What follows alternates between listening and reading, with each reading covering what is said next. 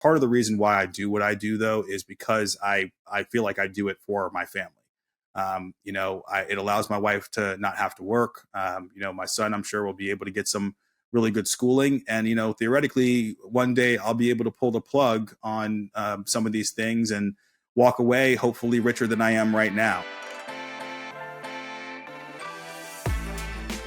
Hey, Alan, you closed 1.2 million 20 minutes ago? Yeah, so I didn't strike out for the month, thank God. Hey, pouring out, yeah, man. I was about to ask you about that, Alan. That's awesome, man. No goose egg. Yeah, I had for you. one go today. Good job. Yeah, dude. no goose egg. Yeah, thanks, man. We squeezed it out. The other one probably will go the week after we get back, but we'll figure it out. I should have a Monster March. That's what it's all about. Monster March. Love that. We need a Monster March. Need a Monster March. Hey everyone, welcome back to the BDO Show, a podcast for passionate BDOs wanting to level up their game with advice and stories from battle-tested BDOs. I'm your co-host, Emily Detour, and I'm here with my fellow co-hosts, Alan Peterson, Chris Hackney, Sterling Birdsong, and Ryan Kroge. Again, I want to thank everybody for being with us, and in the beginning of each show, I'll remind everybody to go ahead, hit the subscribe button, and go ahead and submit your topics. If there's anything you want to hear or something that piques your interest, to send over an email to the bdoshow@gmail.com. BDOs. Have you ever had a borrower bring in like a brother-in-law to do their life insurance? Doesn't end well, does it? We've all been there. When you require life insurance on your SBA loan, it's critical that you bring in a company that specializes in getting these policies in place for the SBA loans. The last thing you want is for life insurance to be the holdup. We all know that's a rookie mistake. SBA Protection Quick Close Life Insurance is the fastest, easiest way to secure the insurance protection that your borrower needs for their SBA loan. Their process is simple, hassle-free, and only takes a few minutes of your borrower's time. No lengthy paperwork, no complicated forms. They even have programs that don't require labs or doctor records for approval. And best of all, you will have the collateral assignment back in less than 24 hours. It's a no-brainer. Go to sbaprotection.com for more information or email Adam Bergen at adam@sbaprotection.com. So today we are going to be discussing, I'm excited about this topic because I think it's going to bring up some fun points for everybody since we're all so different. We're going to talk about a good balance between work and our personal lives. I definitely believe, COVID sort of pushed us really quickly into learning that. So Ryan, why don't you kick off the conversation?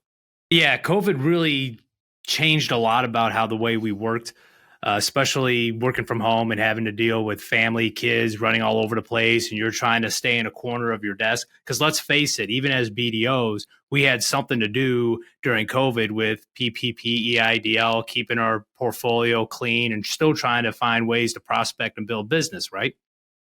So it was a disaster for the most part, especially with PPP, but we learned, we adapted. The biggest work-life balance issues that follow with me is just trying to make sure that I'm not neglecting one for the other. Everybody has to have their hierarchy. They have to have what's important within their family. And for me, it is just that. It's my family. So I do have work hours. I try to keep them to a very set amount of time. And anything above and beyond that, most of my clientele and referral sources know, don't call Ryan after 6. That's family time. Weekends, family time. My kid, I've got four daughters. All right. So they're all in sports, activities. Do you rank them too in hierarchy or no? It depends on who's bringing me my food or my slippers, whatever the case, or checking the mail. They each had run out to check the mail. So they definitely have a hierarchy there. And it really just depends on who's on top for that day. But running around all over town really takes a lot of time. And I like to be there as a father to support them in their sports. I also coach varsity cross country and varsity track at my daughter's high school. So I'm very involved, just not only as a dad and a spectator, but as their coach as well.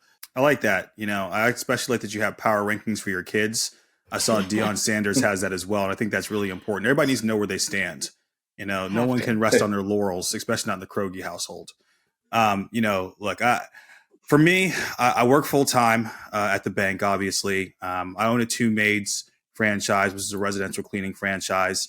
I'm in the process of building a glow tanning salon franchise right now. I have 2 rental properties, which thank God, one of them was an Airbnb. Now it's passive. So that's taken one thing off of my plate. And I recently became a 50% owner in a crypto mining company. Also, for the most part, fairly passive, but just one more thing. And I started a YouTube channel fairly recently as well. So make sure to follow me on all platforms, Sterling SBA. So, I stay pretty busy. So work-life what balance. About Pierce? Exactly. And I became a father about 10 months ago as well. So what I was going to transition to is that, I have a lot to balance. What about at this point? And what about my wife? Right. So, there's a lot that goes around, that goes on outside of just mining. When you're not mining crypto, you do have a family as well. That's good to know. The beauty of mining crypto is that you don't have to mine it. You just buy a machine that mines it for you. And it's actually the best employee ever because it doesn't complain and it works on weekends. Pierce is the other 50% owner, by the way. You got to set them up for life, right? So, no, but look, it is difficult. There's no way that I could sit here and lie to you and tell you that I'm able to do all this stuff without making sacrifices. And sometimes those sacrifices are time that you get to spend with your family. What I try to do is I do try and have some dedicated times in the day where I'm not working. Or at least when I don't have scheduled calls, emphasis on the word scheduled there. There's still plenty of things that happen off of schedule. If you're somebody who's a busy lender, your phone rings all the time. And if you don't pick it up, you're usually losing money. So, you do have to make yourself available. But what I do is I try and not schedule a call before 10 a.m. That allows me to get up. I do my fasted cardio in the morning. Shout out to Steve Hoshak. It's the Hoshak plan, and we're all on that. So I get up, I knock that out. I usually take my son with me when I do my walks in the morning. So that's kind of twofold. It gives my wife a little bit of time to decompress and maybe sleep a little bit longer because, she wakes up in the middle of the night when he wakes up. I don't have to do that, thank God. So she handles that. And then in the morning, hopefully I get a chance to let her sleep in. So, I'll take Pierce, I take him on my 45-minute walk, come back, I entertain him while I try and cook breakfast in the morning, and then, shower. And then, at that point, it's basically time for my day to start. And then it's kind of like, hey, here's your son back. Now daddy has to go to work. So that's basically kind of what I do in the morning to at least to at least get the day started. And then at the end of the day, when do I stop working? That's very tough to say. It really depends on what I have going on, to be honest with you. I try and be done by 6 o'clock.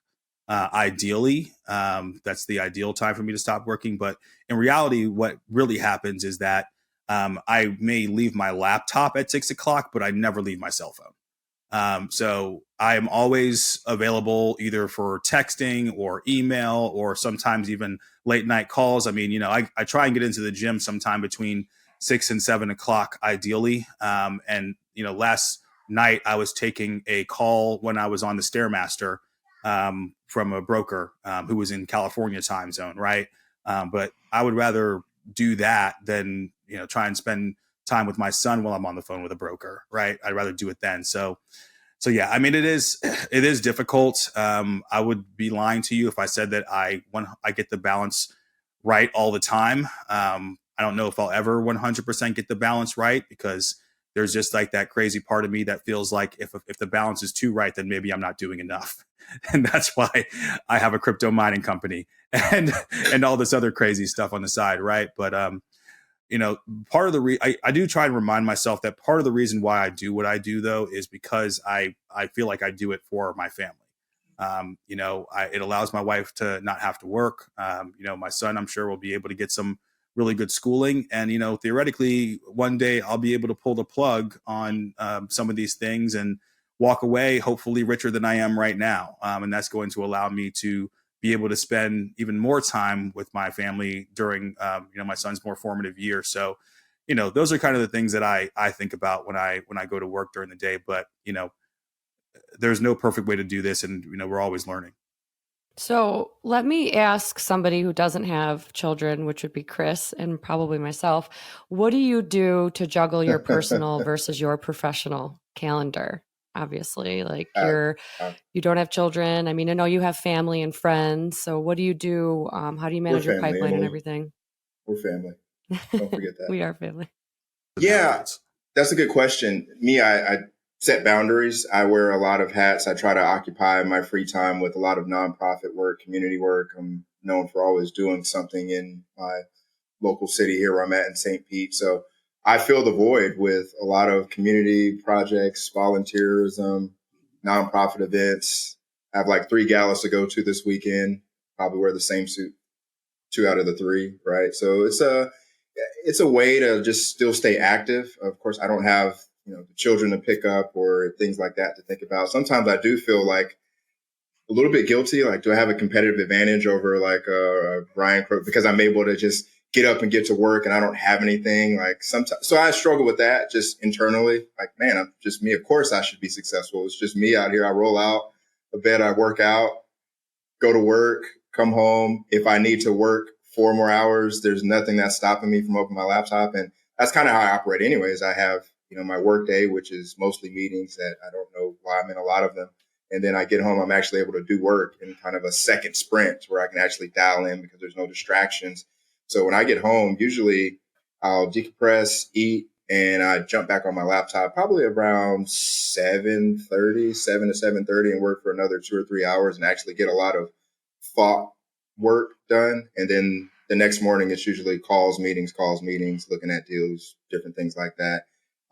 But filling up my void, it's a lot of stuff in the community there. That's how I fill my time until I have children. The way I see it, I'm setting myself up now. So at the time when I do have children, or when we do have children, uh, I'll be successful enough where I don't have to hit the road. Maybe work won't be a necessity. I'll be set up so that I can spend as much time with my child or children at that time. So what I'm hearing is you could work harder. You're spending too much time in the community. Absolutely. You know what? The community could use a little bit less You're giving engagement. back too much to St. Petersburg is what I'm hearing. Absolutely.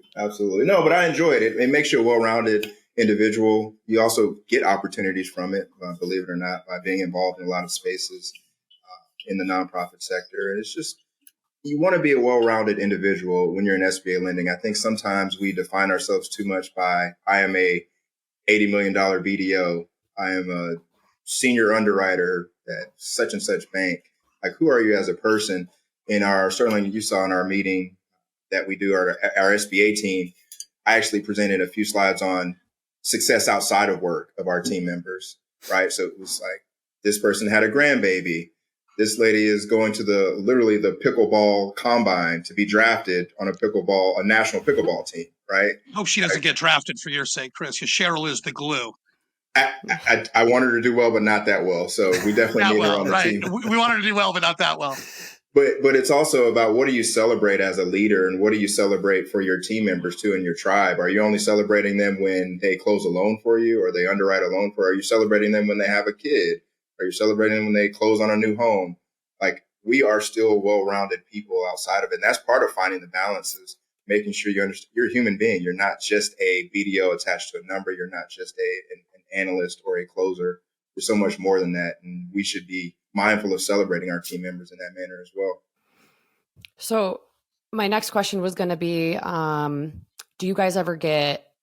did you ever get like a reality check from like a significant other or your family? Were you ever like told to have a balance, or did you figure it out on your own? Like, Alan, I know you have children as well and a wife. And like, so were you ever told like, hey, you need to cool it. You got a family and friends and things to do, and you're working too much? Yeah. Well, my first year in SBA lending, when I worked an awful lot, I had some pretty strong opinions on work-life balance. I'd file it with base salaries, right? I'd file it with, work from home. That file would be called things for losers in my previous mentality. And then, when I actually had my kids and everything, that really did change quite a bit. I still go to conferences, but I try to limit the amount that I'm actually on the road. And I'm lucky to work from home now, right? And work from home, I think, is something that I was vehemently against. I really just didn't understand how we could be productive working from home. But that is the case. For me, I can break midday and go see what's up with my daughters if I want. They're 1.5 and 2.5. So, they talk a lot. They don't speak the best English, but that's fine, right? I kind of make the best of that. We have a really good time. It gives my wife that necessary midday break as well. But, I'm still going to IBBA, right? I'm still going to the conferences that I always make it a point to attend. And that's something that it's almost that two-way street of negotiation. I liked what, Chris, you kind of called it, or maybe it was Sterling, you called it you catch your second wind sometimes, right? Like after the regular work day is over, you can get a lot done between 7 and 9. And what I do is on Wednesdays, traditionally, I go bell to bell. That's one day a week where I'm going to work as late as long as I can, and I get a lot out of the way. So the other days, it's not so hard to put that cell phone down at 6 p.m. You know what I mean? And that's sort of what's worked for me. That outside pressure is a little bit of a negotiation because I love what I do. We love our quality of life. Our quality of life is a direct result of what I do.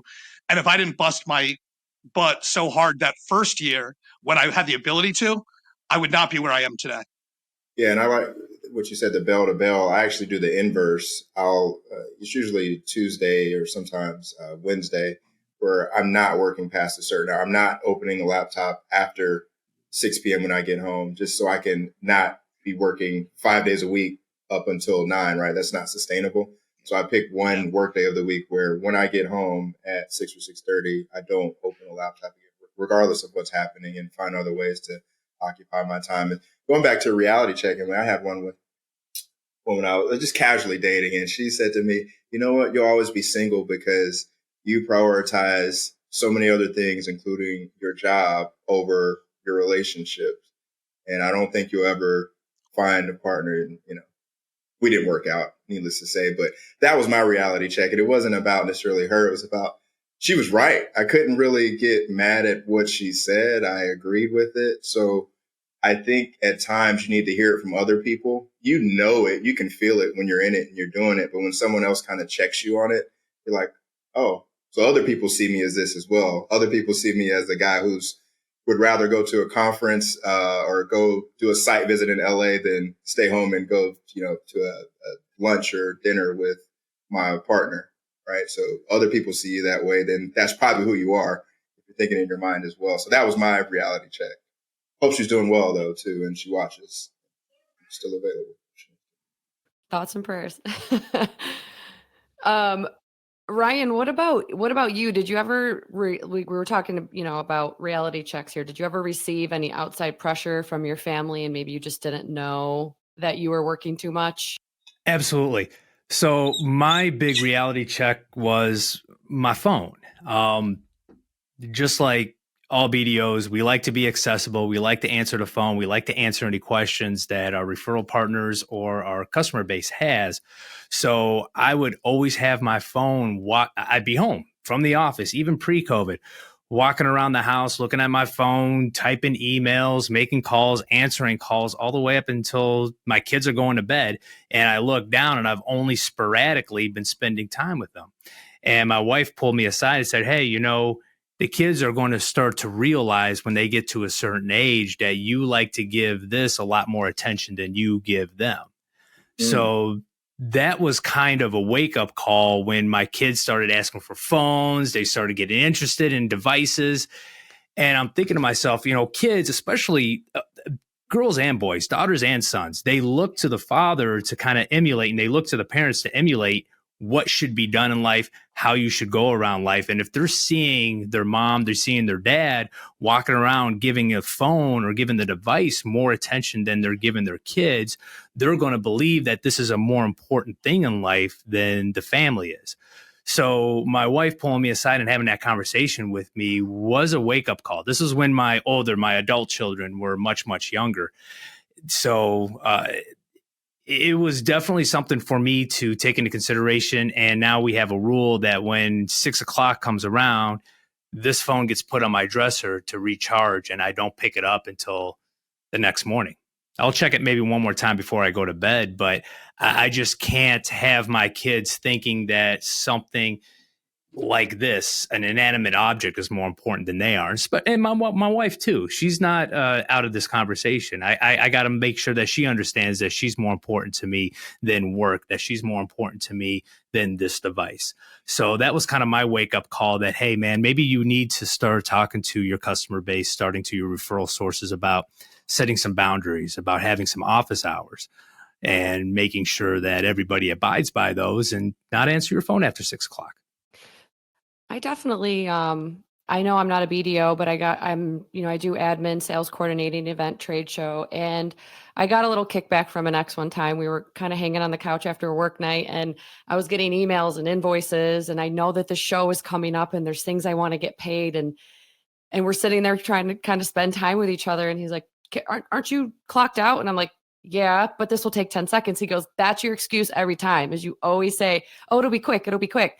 And he was right, because I would do it on walks, on hikes, boating, fishing, going just personal time with family. I've done it. I've been on my phone, and my mom and dad are like, get your head out of your phone. What are you scrolling on Instagram? I'm like, no, it's work. Like, well, we don't know that. And your kids don't know that. They don't know that you're not watching a video, and then they get excited about your phone, and then they want to be a part of it. And then they think a phone in front of their face is what they need to be doing too. So I think the phone is a huge one, because it gave us, you used to leave an office and shut your laptop or shut your computer down, go home for the day, and you were disconnected. But now everything is at your phone. It's at your fingertips. It's, everybody else is working too. And you don't want to be the last man standing, not working. You want to be able to help your team.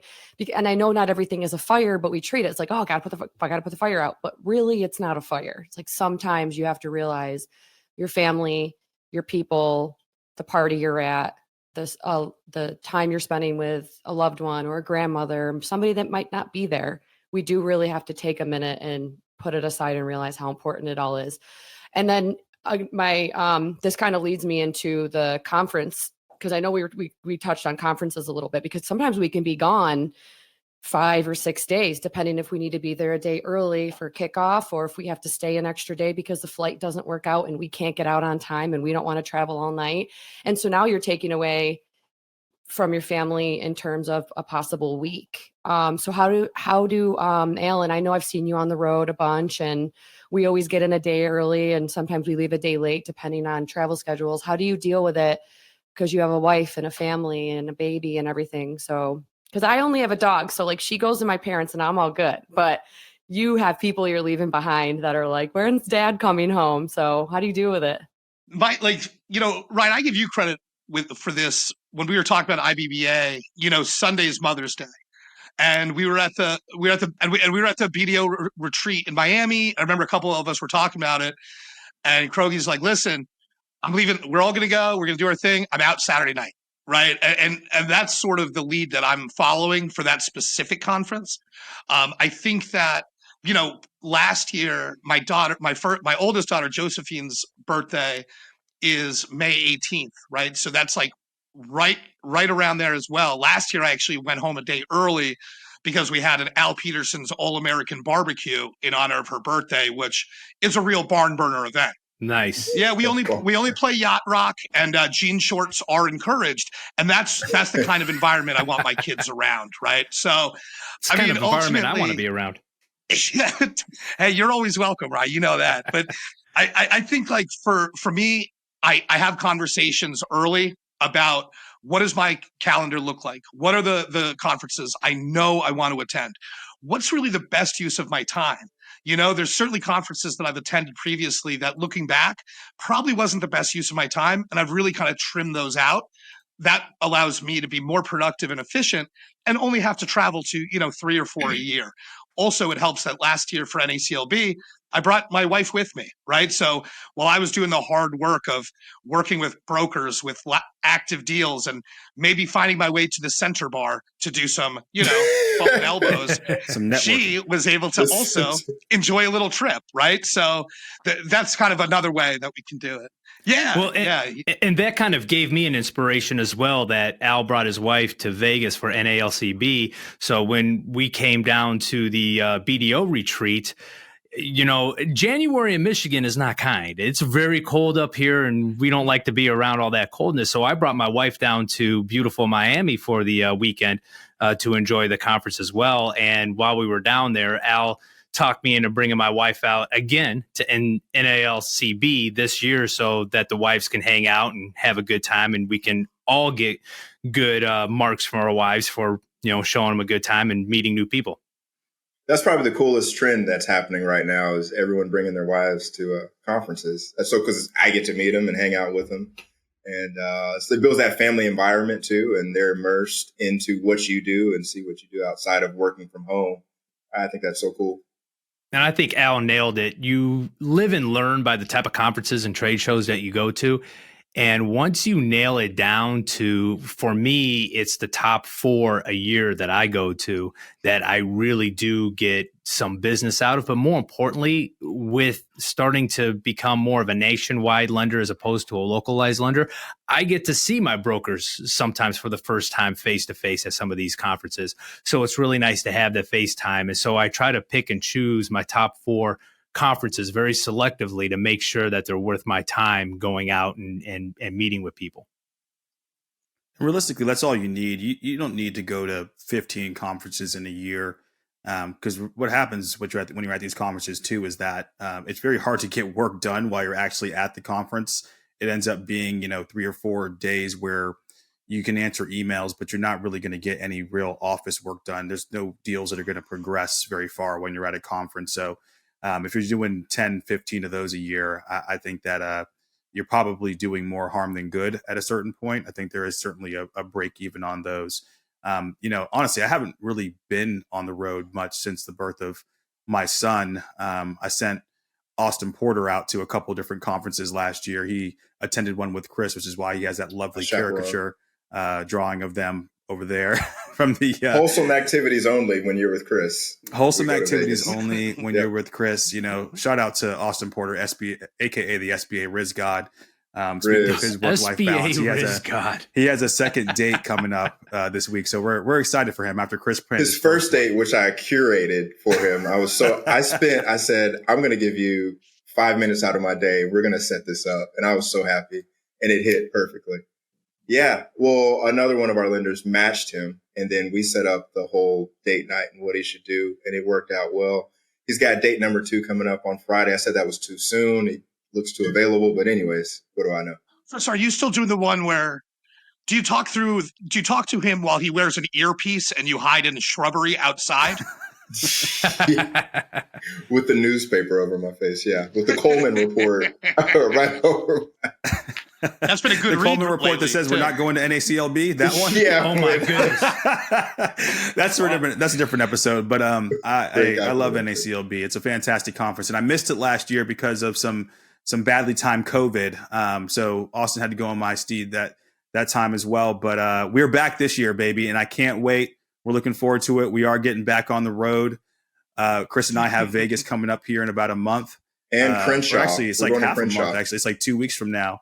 And we're going to go to Crenshaw afterwards as well. So now, I was about to say, I'm from Los Angeles originally. What are you talking about when you talk about Crenshaw? We'll film that. It'll be a separate spinoff episode of the. Al and I will be down in Fort Lauderdale next week for most of the week as well. And then we don't have anything else until IBBA and a couple others in the summer and the end of the year. And then that'll be it. One thing I miss about going to many conferences every single year is once you get platinum status on that Delta, man, they pampered the you-know-what out of you. You get every platinum not platinum, diamond. Diamond is the mark, man. Once you hit diamond, the whole world opens up for you. You're in luxury. It's phenomenal. All right, scratch that. Go to 15 conferences so you can get diamond. You heard it here from Ryan Kroge first. We're at Southwest Bank here at Bay First, yeah. Want to get it like that. Yeah. You can upgrade to the B, bro.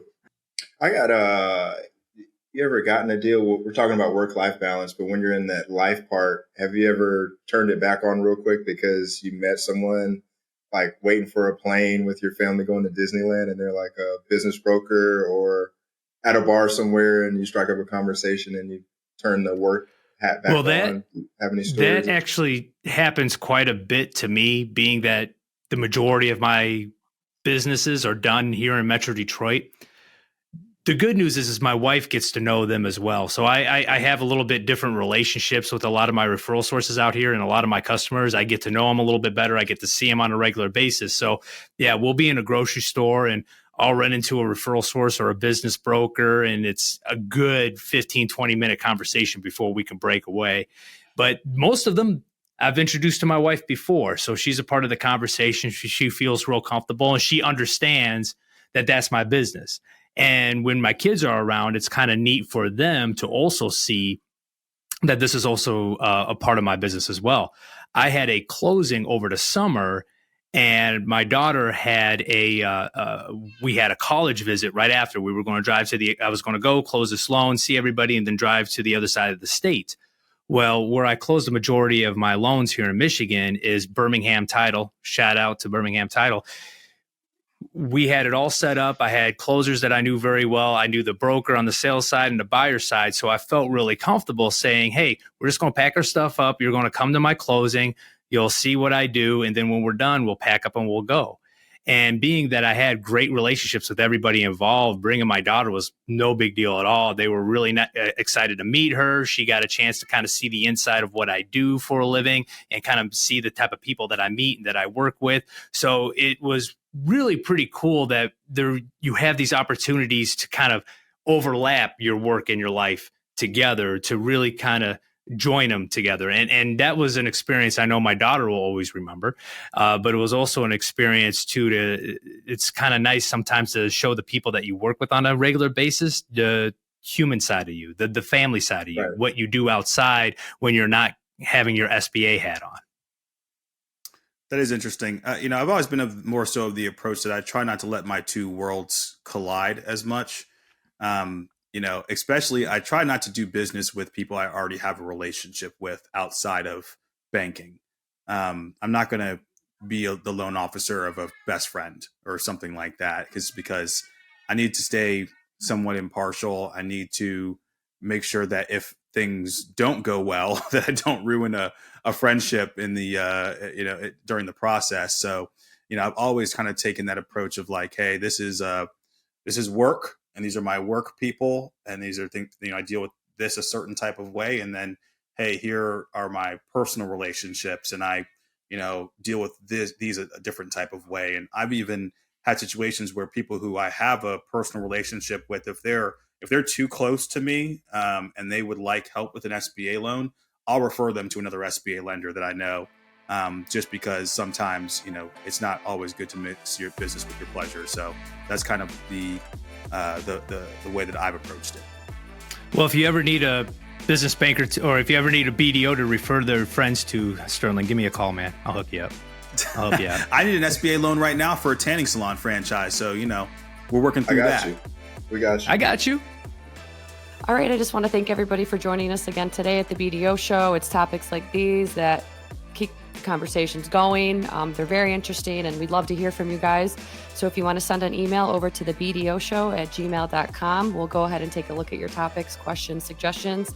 So again, thank you for being with us. Until next time.